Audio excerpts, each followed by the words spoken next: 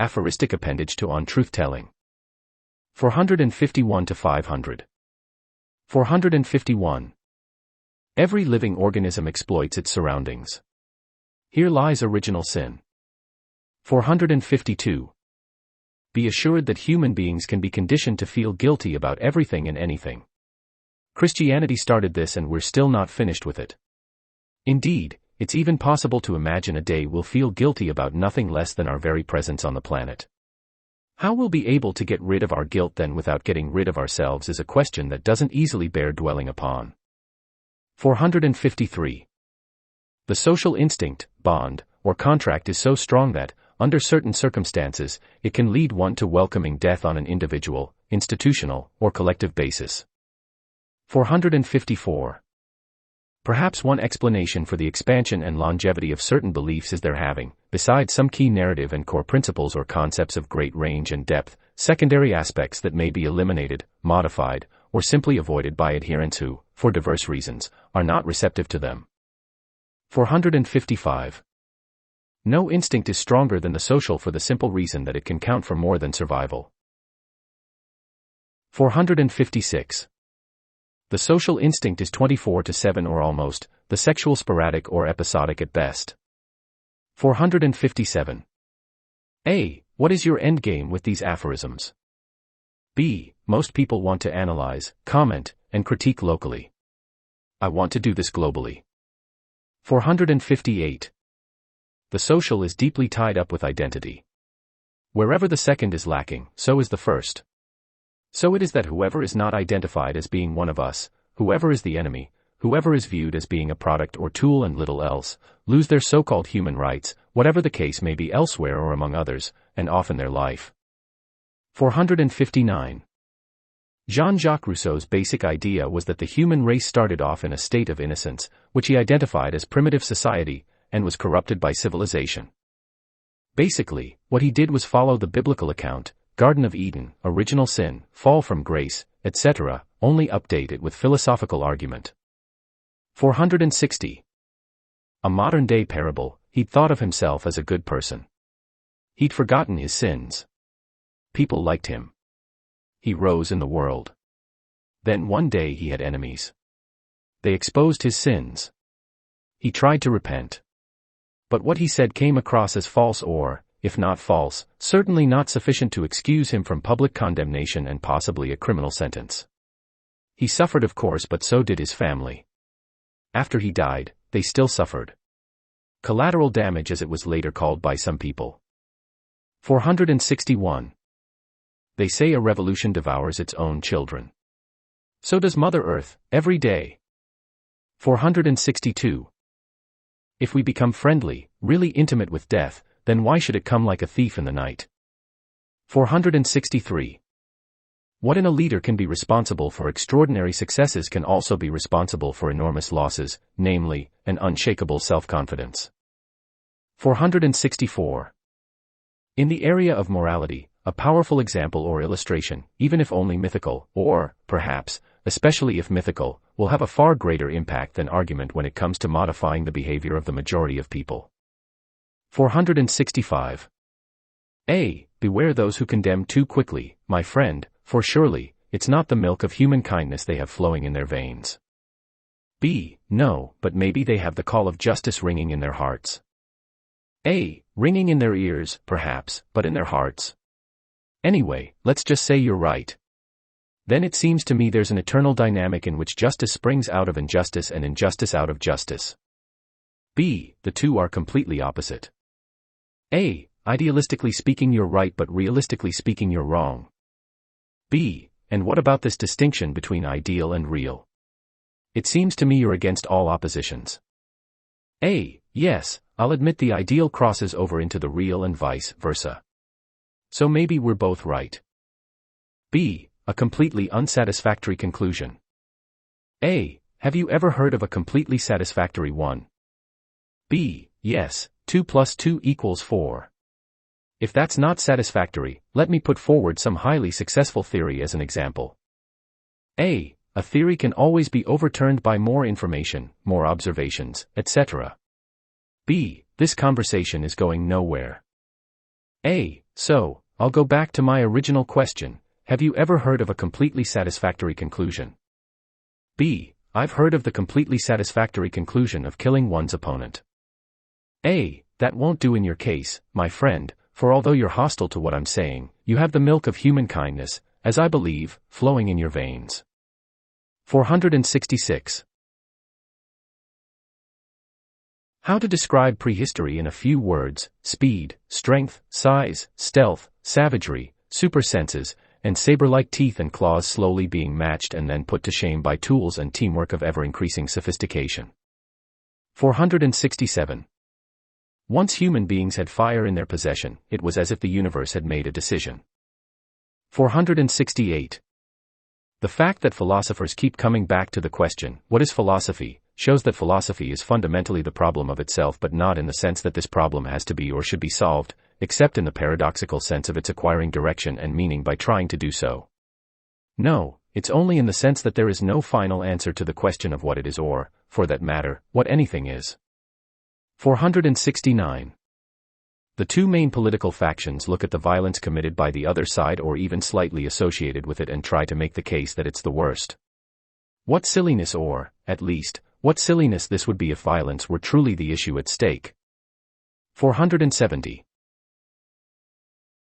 Professionalism, from tales of a free spirit where people excel in certain areas and progressively decline in all others, where polished and prepared speech takes the place of freshness and originality and half lies to others the sounding of oneself, where calculation counts for more than candor or creativity and an ignoble success a noble defeat, and, finally, where machine-like efficiency draws the blood out of people's lives, faces, and words in such a way that they resemble mannequins in motion, frozen forms of an organizational identity, there is professionalism.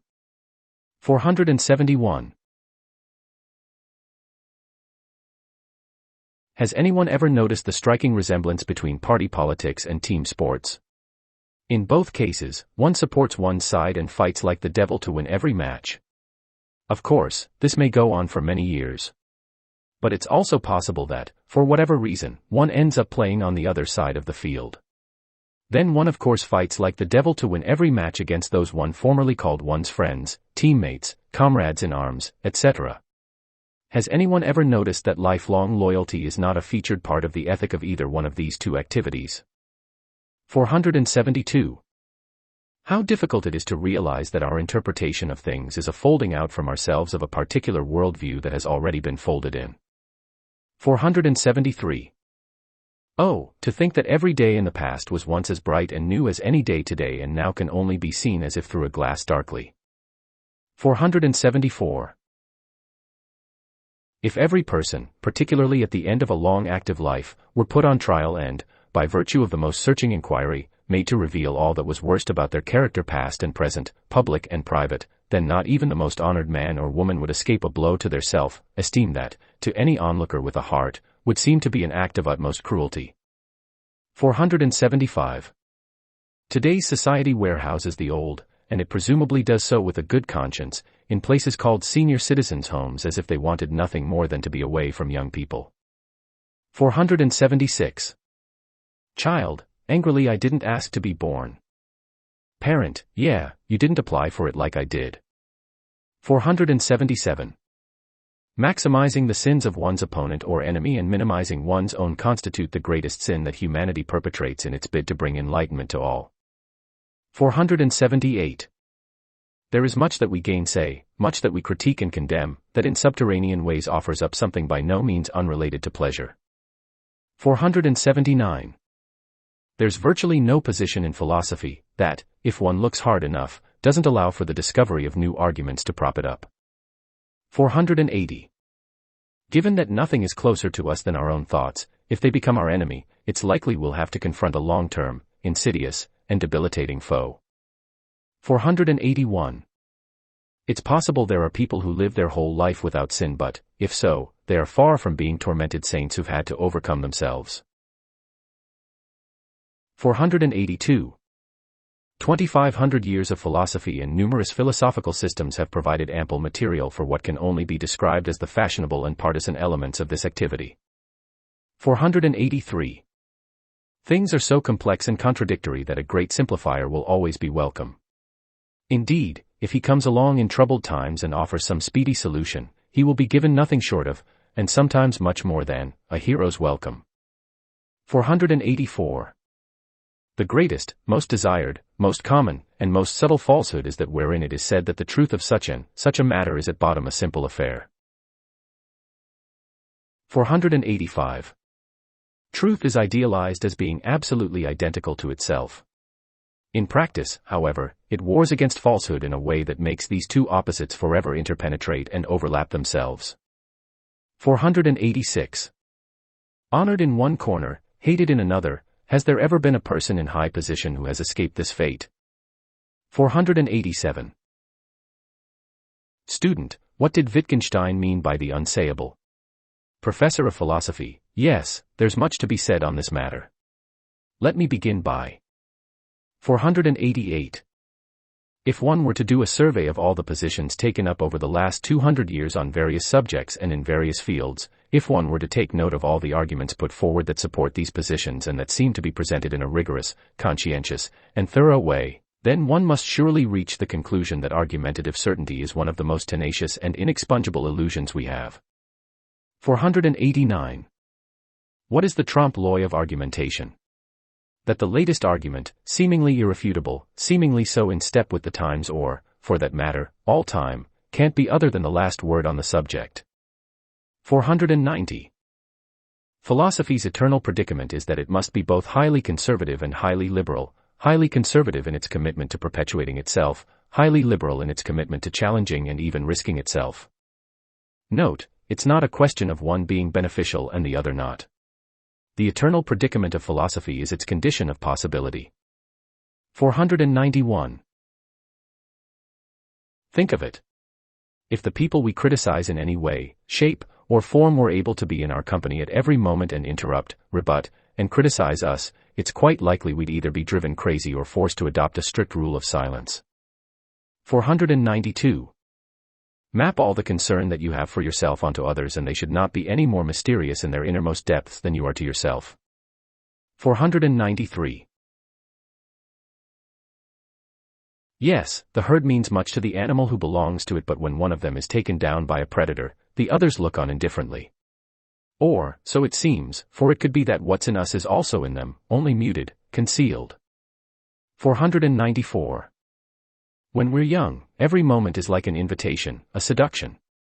When we're old, it's more like a confrontation or at best a challenge. 495.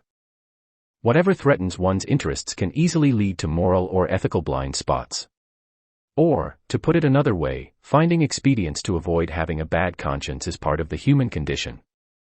496. Our fine age has something new to offer to the palate, culturally speaking, moral hypersensitivity dished up with extreme crudity if not cruelty.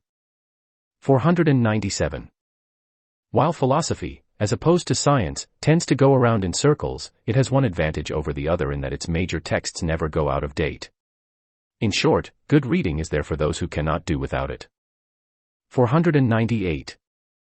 The all-too-familiar can one day become the all-too-distant, something especially observable, sadly enough, among those who once shared many a meal, many a good laugh, and many a fond moment together. 499. What is ultimately incompatible but at the same time absolutely vital in philosophy are the drive to clarity and the drive to comprehensiveness. 500. The greatest democracy is the kingdom of death where great and small, rich and poor, good and bad, beautiful and ugly, strong and weak, wise and foolish, famous and forgotten, blessed and cursed find their first community, their pre-existing commonality.